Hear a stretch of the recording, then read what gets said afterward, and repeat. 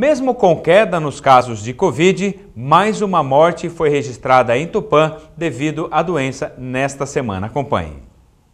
Mesmo com a queda nos casos de Covid em Tupã há algumas semanas, a Prefeitura registrou mais um caso de óbito por coronavírus. De acordo com os dados, a vítima é um homem de 84 anos. Ele apresentava quadro de comorbidades, não resistiu e faleceu. Com a nova morte, Tupã passa a contabilizar 292 óbitos por Covid desde o início da pandemia. O boletim também registrou mais 8 novos casos positivos. Outros 46 suspeitos foram notificados. Desde o início da pandemia, a Prefeitura já realizou 49.677 exames, com 16.739 casos confirmados, sendo 19 ainda em período de transmissão. Tupã registra 46 casos suspeitos até o momento. Ainda de acordo com o boletim epidemiológico, dos 10 leitos de UTI, apenas um está ocupado por um paciente da região, morador de Arco-Íris. 2 pessoas estão internadas na enfermaria, o que representa 13% do total de 15 leitos, sendo um de Tupã e um da região, morador em Iacri. Bom, nós falamos aqui diariamente, acompanhamos desde o início da pandemia, os momentos mais difíceis, aqueles momentos de superação, início da vacinação e a queda da doença. E hoje nós estamos com níveis baixos, controlados, mas a Covid continua fazendo vítimas, principalmente aquelas pessoas que têm mais idade e que têm comorbidades. Por isso, tome todo o cuidado se você tem na sua casa, se você visita parentes com mais idade que tenha algum problema de saúde e mesmo vacinado pode ter complicações e vir a óbito. Então, se você está com algum problema, se você desconfia que pode estar com Covid, não chegue perto, não se relacione com essas pessoas até você ter a certeza. Se você mora com algum idoso na casa, se você tem pessoas com mais idade, tome todo o cuidado, continue usando máscara em alguns locais de aglomeração, quando você vai ao banco, quando você vai ao supermercado, no seu trabalho, se tem muita gente lá, faça esse cuidado até que a gente elimine de vez. Os números estão bem baixos, qualquer pessoa pode ainda pegar Covid, mas a chance é muito menor. Então, tome todo o cuidado ainda nesse momento para que a gente elimine de vez essa doença da nossa cidade. Vamos conferir agora as notícias do esporte com o Chico de Assis. Estamos de volta com as novidades do esporte. Na sede da CBF será divulgada a tabela da terceira fase da Copa do Brasil. A entidade separou as equipes e denominou de potes. No pote 1 estão equipes da Série A mais o Cruzeiro. E no pote 2, as equipes da Série B. Olha aí, gente, o jogador Denilson, depois de 10 anos aposentado, vai voltar a jogar novamente. Ele assinou contrato com o Ibson de Pernambuco, tido como o pior time do mundo. Ainda não está claro se o Denilson vai jogar no time principal, no Master, no futebol de 8, ou se é jogada de marketing, né? Ele que agora também é jornalista. A torcida do Santos reclamou e a diretoria vai atender. Durante o Campeonato Brasileiro, o Santos vai mandar metade dos seus jogos em São Paulo. O número de torcedores na capital é maior que na Baixada, segundo o levantamento.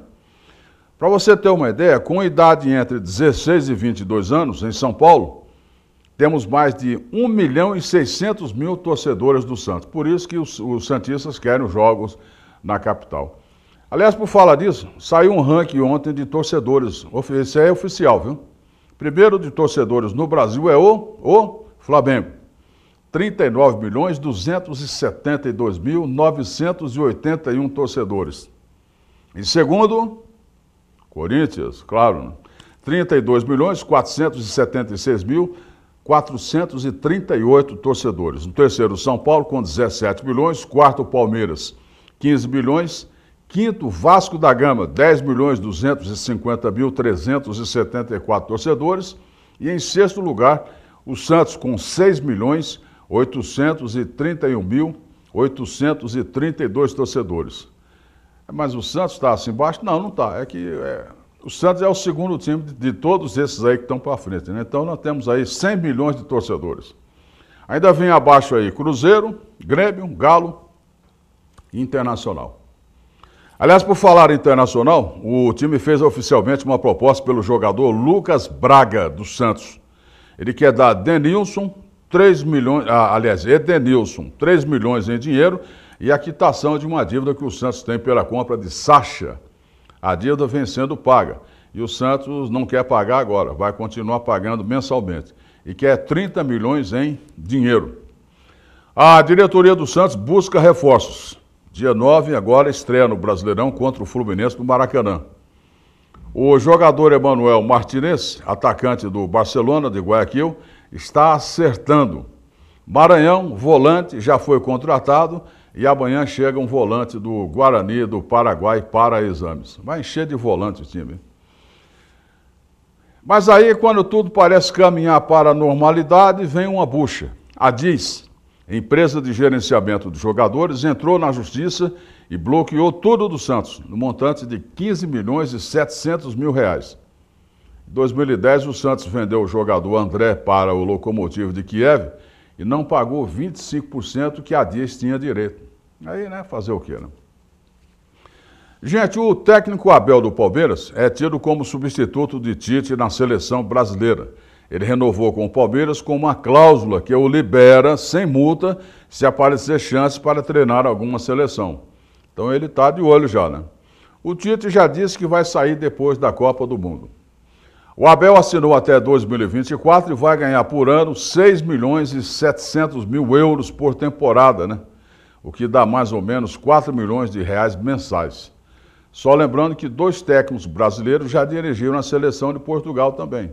Otto Glória e Felipão. Mas uma pergunta aqui, existe ciumeira por causa do Abel? Em sucesso e tal, vai ser técnico da seleção? O técnico Ney Franco deu um depoimento forte à imprensa sobre os técnicos portugueses. Ele disse que só 2 estrangeiros vieram para cá e tiveram sucesso, que foram Jorge Jesus e Abel Ferreira.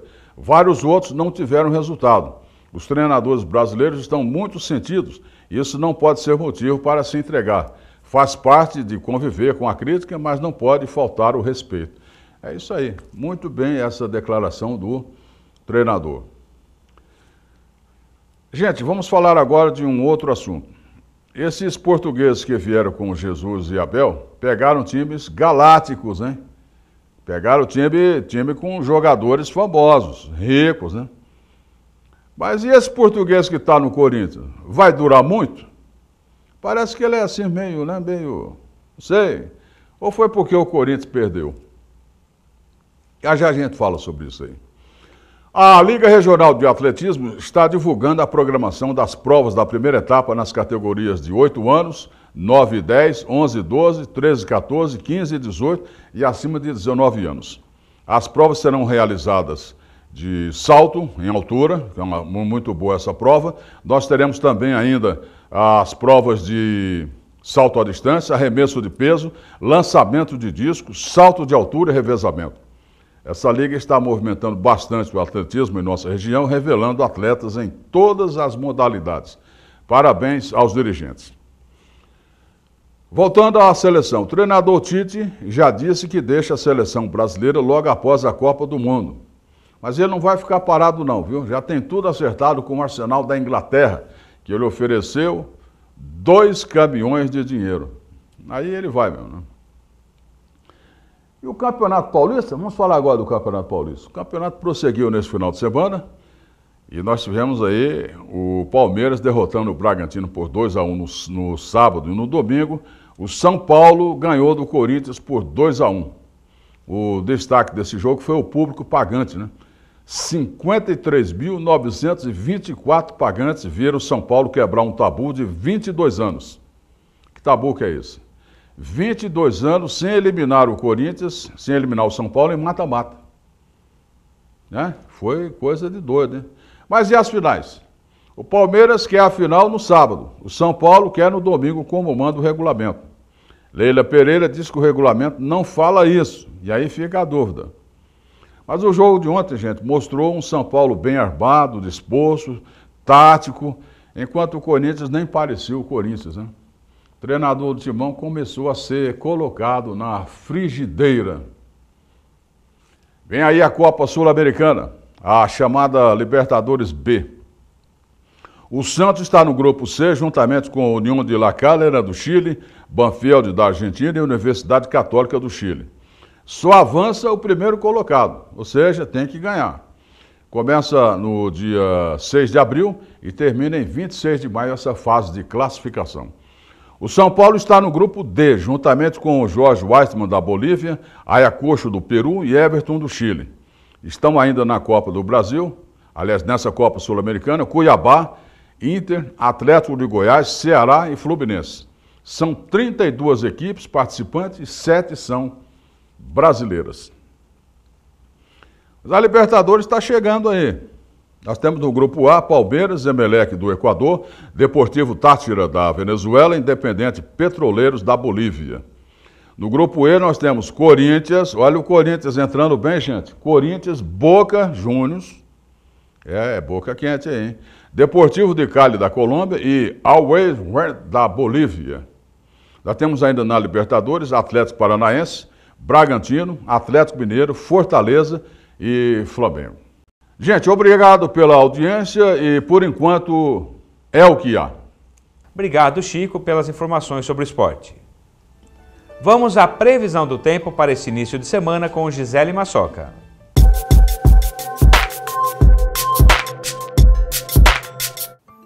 Olá, Rogério. Essa semana será bem quente aqui em nossa região.